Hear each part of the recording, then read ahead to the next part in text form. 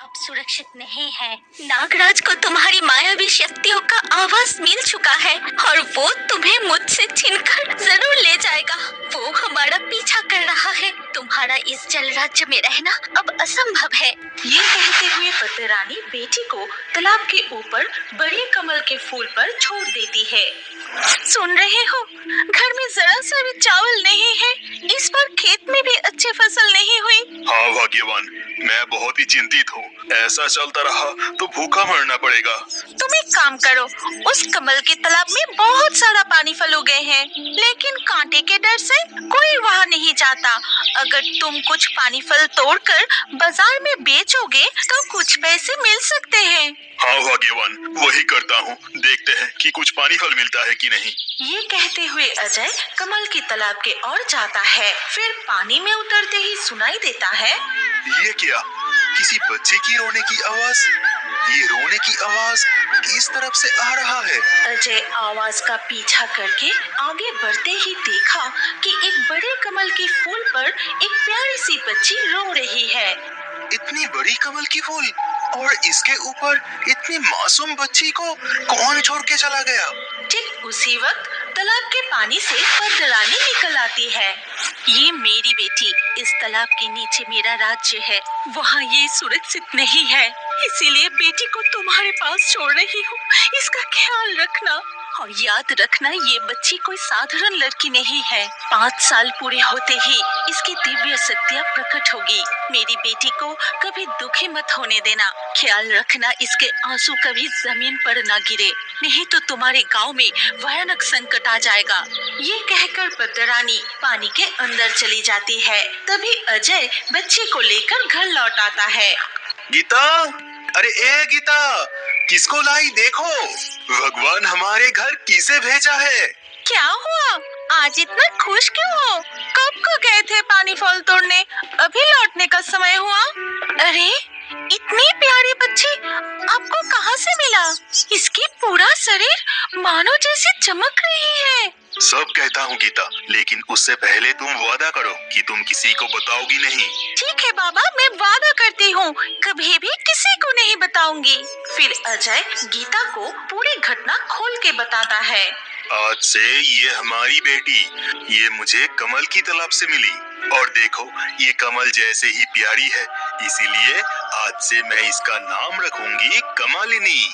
लेकिन हम तो बहुत गरीब हैं, हमें ही ठीक से खाने नहीं मिलता, तो इस बच्चे का पालन पोषण कैसे करेंगे? तुम चिंता मत करो, जरूर कोई इंतजाम हो जाएगा। ठीक उसी वक्त जमींदार के एक सिपाही आकर अजय को बुलाने लगता है। अजय, घर पर हो क्या? अजय! जी कहिए, क्या जमींदार साहब ने भेजा है? लेकिन इस बार जरा सा भी फसल नहीं हुई। अगर खजाना थोड़ा कम करते तो बड़ी मेहरबानी होती। तुम हर साल समय से पहले ही खजाना देते हो, इसलिए इस बार की खजाना जमींदार नहीं लेगा। और तुम्हारे ईमानदारी देखकर जमींदार खुद तुम्हें नौकरी पर रखने का निर्णय लिया। कल सुबह जरूर जमींदार साहब से मिलना। अब मैं चलता हूँ। ये बच्ची आज ही हमारे घर आए और आज ही ऐसा चमत्कार हो गया। इस बच्ची में तो सच में जादुई शक्ति है। जमींदार बाबू के कर्मचारी के पद पर नियुक्त होने के बाद से उनके परिवार की सभी परेशानियां और कष्ट दूर हो गए। कमलिनी भी धीरे धीरे बड़ी होने लगी। ऐसे ही एक दिन सुबह, भाग्यवान, आज कमालिनी के 5 बरस पूरे हुए। उसके लिए अच्छी अच्छी खाना बनाओ, ठीक है? ये क्या? इस तरह से सब कमल की तालाब की ओर क्यों दौड़ रहा है? लगता है कोई अनहोनी हो गया। चलो चलकर देखते हैं। कमल के तालाब के पास पहुंचते ही वो देखा कि पड़ोस के लड़का दीपू खेलते खेलते पानी में डूब गया था और सांसें भी रुक गया है। ए दीपू, क्या हुआ तुझे? उठ जाना दीपू, देख सब लोग तेरे लिए रो रहे हैं। जैसे ही कमलिनी ने दीपू के सिर पर हाथ रखा, उसके पेट में जमा हुआ सारा पानी बाहर निकल आया। फिर वो धीरे धीरे आंखें खोली। ये लड़की कोई आम लड़की नहीं है, इसमें तो जादुई शक्ति है। अरे नहीं नहीं, ऐसा नहीं है, इसमें कोई जादुई शक्ति वक्ति नहीं है। कुछ दिनों बाद गांव के एक लड़के को काल नाग ने डस लिया। तांत्रिक डॉक्टर को दिखाने के बाद भी जब उसका जान नहीं लौटा, तभी गांव वाले कमलिनी को बुलाने की सलाह देते हैं और कमलिनी आकर जैसे ही वो कटे हुए जगह पर हाथ रखा, तुरंत शरीर से पूरा विष निकल गया। हमारी कमलिनी में सच में जादुई शक्तियाँ हैं। हमारे गांव के सारे दुख दूर करने के लिए भगवान ने इसे हमारे पास भेजे हैं। इस प्रकार समय बीतने लगा। गांव में किसी भी समस्या, बीमारी, फसल की बर्बादी, हर चीज कमलिनी के स्पर्श से जादू की तरह ठीक हो जाती है। गांव वालों ने इतना सुखद और समृद्धि समय पहले कभी नहीं देखा था।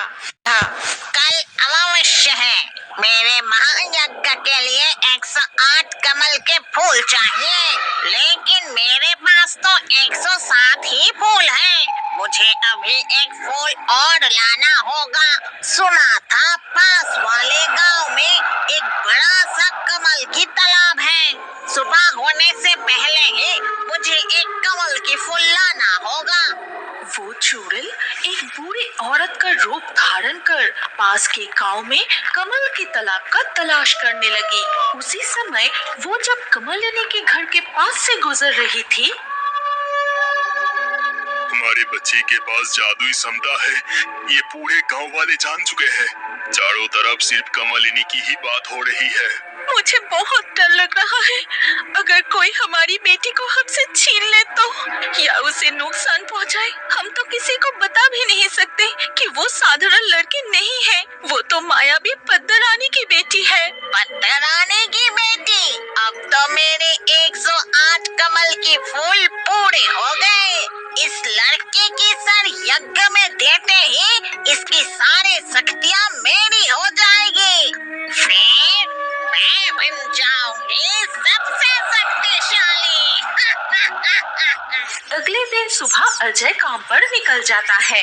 तब गीता रसोई में काम कर रही थी और कमलिनी अपने कमरे में खेल रही थी। उसी वक्त चुड़ैल एक बूढ़ी औरत का रूप लेके, बेटी कमलिनी, बेटी कमलिनी, क्या तुम घर पर हो? कौन बुला रहा है? माँ, लगता है मुझे कोई बुला रही है। कौन? अंदर आओ। मैं पास के गांव से आई हूँ। मेरे पोते को 10 दिनों से बुखार है, जो किसी तरह ठीक नहीं हो रहा। उसकी हालत बहुत खराब है। सुना है कमलिनी के स्पर्श से सब ठीक हो जाता है। मैं उसे अपने पोते के पास ले जाना चाहती हूँ। मैं सब समझ रही हूँ बुढ़िया अम्मा, लेकिन मैं अपनी बेटी को अकेले कहीं नहीं भेज सकती। आज उसके पिता भी घर पर नहीं है, तुम कल आना। अगर आज रात को ही मेरे पोते को कुछ हो गया तो मैं क्या करूँगी? तुम चिंता मत करो, मैं 1-2 घंटे में ही तुम्हारी बेटी को वापस ले आऊंगी। माँ, तुम चिंता मत करो, मैं तो पास वाले गांव में ही जा रही हूँ। मैं इस दादी के साथ जाती हूँ, जल्दी ही लौट आऊंगी। ये कहकर कमलिनी उस बूढ़ी औरत के साथ चली जाती है। वो बुढ़िया उसे छल से जंगल के अंदर गुफा के सामने ले आते ही अपना चुड़ैल की रूप धारण करती है। ये क्या तुम तो एक चुड़ैल हो? मुझे यहाँ पर क्यों लाई? आज रात ही तेरे सर को मेरे महायज्ञ में अर्पित करने के बाद ही मैं सबसे शक्तिशाली बन जाऊंगी। कमलिनी डर के मारे रोने लगी। उसके आंसू जमीन पर गिरते ही गांव में भयानक तूफान शुरू हो जाता है। कमलिनी के वापस ना लौटने पर गीता अजय को पूरी घटना बताती है। अरे ये तुम क्या कह रही हो? हमारी कमलिनी जरूर तकलीफ में है, इसलिए ही ऐसा तूफान आया है। अब कमलिनी को कहाँ ढूंढे? चलो हम कमल के तालाब में जाकर पद्दरानी से प्रार्थना करते हैं, वो जरूर कुछ उपाय बताएंगी। गीता और अजय कमल के तालाब के पास पहुंचकर पद्दरानी को पुकारने लगे और तभी तालाब के पानी से निकल आई पद्दरानी। फिर पूरी घटना सुनकर पद्दरानी कहती है, मेरी बेटी को एक चुड़ैल ने उसकी गुफा में कैद करके रखी है। वो रो रही है और आंसू जमीन पर गिरने की वजह से ही ये तूफान आया है। यदि उसे जल्दी वापस ना लाया गया तो ये गांव तबाह हो जाएगा। ये नील कमल अपने पास रखो, इसे सावधानी से चुड़ैल की गुफा में ले जाकर उस पर फेंक देना और ये कमल उस पर पड़ते ही वो जल के राख हो जाएगी। इसके बाद अजय और गीता उस गुफा में पहुंचते ही पद्दरानी की दी हुई नील कमल चुड़ैल पर फेंकते ही चुड़ैल जलकर राख हो जाती है और स्वर्ण जल परी वहाँ प्रकट होती है। फिर सोमू 10 साल का एक छोटा सा लड़का है जो अपनी माँ के साथ एक मिट्टी के घर में रहता है। सोमू के जन्म के कुछ समय बाद ही उसके पिता झील के किनारे वाले मैदान से अचानक गायब हो गए थे। कहा जाता है कि उस मैदान से सिर्फ सोमू के पिता ही नहीं बल्कि कई बकरियां, गाय और यहाँ तक कि कुत्ते भी गायब हो गए हैं। तब से वो झील और झील के किनारे वाले मैदान में कोई भी नहीं जाता था। लेकिन सोमू ने आजकल उस झील के किनारे गायों को घास खिलाने जाना शुरू किया है और ये देखकर गांव के एक बुजुर्ग, ए समो, क्या तुझे उस झील की घटना के बारे में कुछ पता नहीं है? वहाँ वो झील पहले नहीं था, सिर्फ सूखी जमीन थी। फिर अचानक एक दिन वो झील दिखाई देने लगे। तेरे पिताजी वहाँ गाय चराते हुए गायब हो गया था। तुझे भी कुछ हो जाएगा। अरे मुझे कुछ नहीं होगा, मेरे गायों के लिए इतने सारे घास कहाँ से लाऊं? उस झील के किनारे वाले मैदान में कितने हरे घास हैं। मेरे गाय वहाँ पेट भर के खाते हैं। मेरी बात सुनो बेटे, कब क्या खतरा आ जाए उधर मत जा तू। लेकिन सोमू उनके बात नहीं मानता और वो गायों को लेकर झील के किनारे वाले मैदान की ओर चला जाता है। वहाँ गायों को मैदान में छोड़कर वो एक कांटे लेकर झील के किनारे मछली पकड़ने लगता है। इस झील में कितनी मछलियाँ हैं और इसके किनारे कितनी हरी हरी घास है। गाँव वाले डर के मारे यहाँ नहीं आते, इसीलिए मुझे कितने सारी मछलियाँ मिलती और गायों भी पेट भर के खाती है। और इसी तरह कई दिनों तक चलता रहा। एक दिन रात के समय जब सोमू सो रहा था, अचानक उसकी सारी गाय जोर जोर से चिल्लाने लगी, जैसे गायों ने कुछ देखकर बहुत डर गई है। अरे इतनी रात को सारी गाय चिल्ला क्यों रहा है? अचानक इन्हें क्या हो गया? माँ अभी सो रही है, मैं ही जाकर देख आता हूँ। सोमू घर से बाहर निकलकर गायों के पास जाकर देखता है कि वहाँ एक गाय रस्सी तोड़कर कहीं चली गई है। अरे मेरी कमली गाय कहाँ चली गई? लगता है घास खाने के लिए उस झील के किनारे भाग गई है। मैं जाकर उसे ले आता हूँ। सोमू तो बहुत बहादुर लड़का है, इसीलिए वो जरा भी डरे बिना सीधा उस झील के किनारे वाले मैदान की ओर चला जाता है। और वहाँ पहुँचने के बाद अरे कमली गाय तो यहाँ भी नहीं है, लेकिन वो गई कहाँ? फिर वो अचानक देखता है कि झील के किनारे वाले मैदान की घास गायब है और वो बड़ी झील भी वहाँ नहीं था। अरे बाप रे, ये कैसे संभव है? यहाँ के वो झील, जमीन के हरे घास सारे अचानक कहाँ गायब हो गए? ये सब क्या हो रहा है? भ्रम तो नहीं है? ठीक उसी समय अचानक से एक तेज तूफान चलने लगी। उस तेज तूफान ने जैसे सोमू को वहाँ से हटाने की कोशिश कर रही है। अरे ये क्या हो रहा है? मैं तो जमीन पर पैर टिका के नहीं रख पा रहा हूँ। लग रहा है जैसे कोई मुझे धक्का दे रहा है। उस तूफान की ताकत ने जैसे उसे धक्का पीते हुए उसके घर की ओर ले जाना शुरू किया और वो घर पहुंचते ही तूफान रुक गया। सोमू को कुछ भी समझ नहीं आया। वो अपने बिस्तर पर जाकर लेट गया। अगले दिन सुबह, सोमू, बेटा सोमू, इतनी देर तक सो रहा है, क्या गायों को आज घास खिलाने नहीं ले जाएगा? सोमू जल्दी उठकर बिस्तर पर बैठता है और अपनी माँ से कहता है, हाँ माँ, जा रहा हूँ। क्या देर हो गया? ठीक है, मैं अभी जाता हूँ। पता है सोमू, कमली गाय आसपास कहीं भी नहीं मिल रहा है, सिर्फ उसकी रस्सी पड़ी हुई है। तू झील के किनारे जाके एक बार देख तो बेटा। पता है माँ, उस दिन गोपाल दादाजी पिताजी के बारे में कह के उस झील के किनारे वाले मैदान में जाने के लिए मना कर रहे थे। अच्छा माँ, मैं जो जाता हूँ, तुम्हें डर नहीं लगता? बहुत डर लगता है बेटा, लेकिन हम दूध बेचकर ही अपना गुजारा करते हैं और गायों को पेट भरकर खाना नहीं देंगे तो दूध कहाँ से मिलेगा। इसीलिए हमेशा प्रार्थना करता हूँ कि तुझे कोई नुकसान न पहुँचे। फिर सोमू गायों को चराने के लिए निकल पड़ता है और झील के किनारे वाले मैदान में पहुंचकर देखा, अरे पहले जैसा ही जमीन पर हरे हरे घास, पानी से भरा हुआ वो झील, सब कुछ ठीक ठाक है। तो फिर कल मैंने क्या देखा और मेरा कमली गाय कहाँ चली गई? बहुत खोजने के बाद भी कमली गाय को नहीं पाया गया।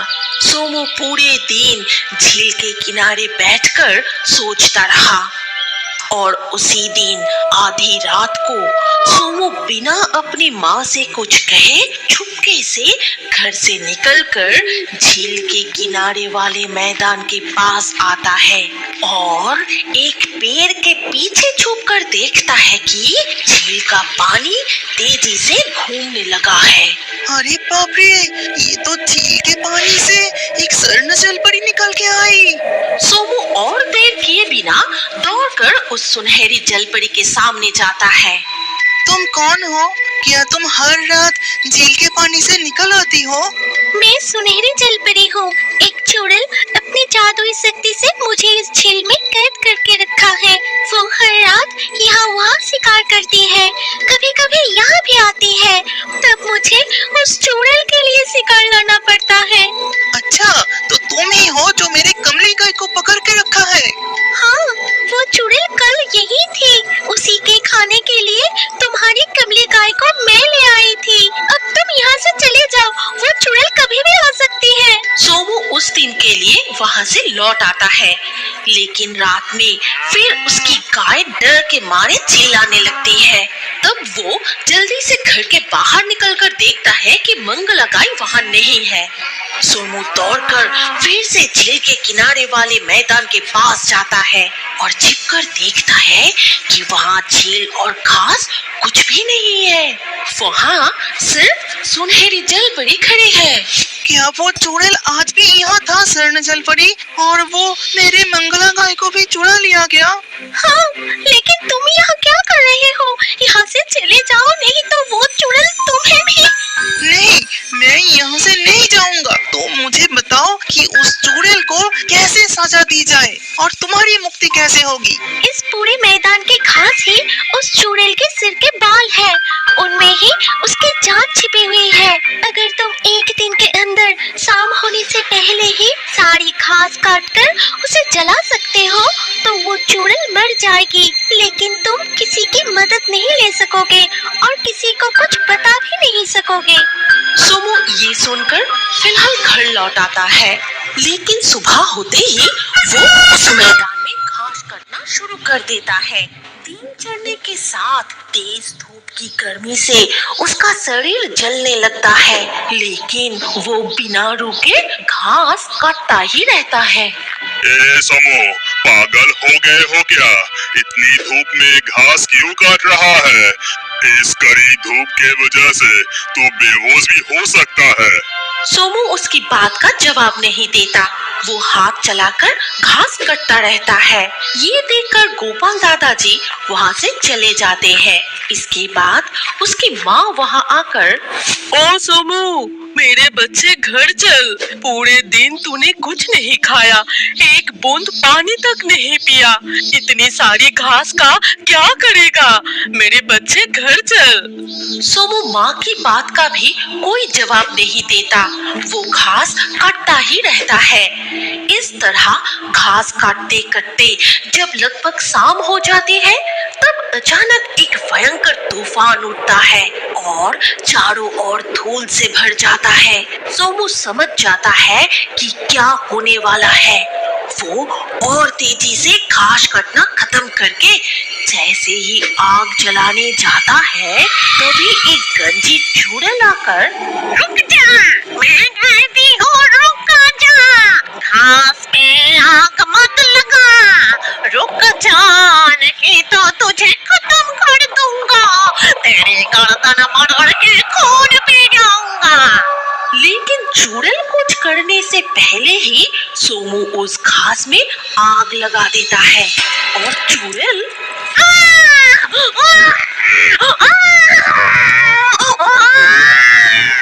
इसके साथ साथ चूड़ैल जलकर राख हो जाती है और स्वर्ण जलपरी वहाँ प्रकट होती है। फिर तुम्हें बहुत बहुत धन्यवाद सोमू, आज मेरी मुक्ति हो गई। इसीलिए मैं तुम्हें कुछ सोने की सिक्के देती हूँ। तुम इन्हें बेचकर और गाय खरीदना और इस मैदान में खेती करना। मैं तुम्हें आशीर्वाद देती हूँ कि ये झील हमेशा ऐसे ही रहेगी। ये कहते ही स्वर्ण जलपरी सोमू को उपहार स्वरूप सोने की सिक्के दिए। फिर अदृश्य हो। अभी कुछ टाइम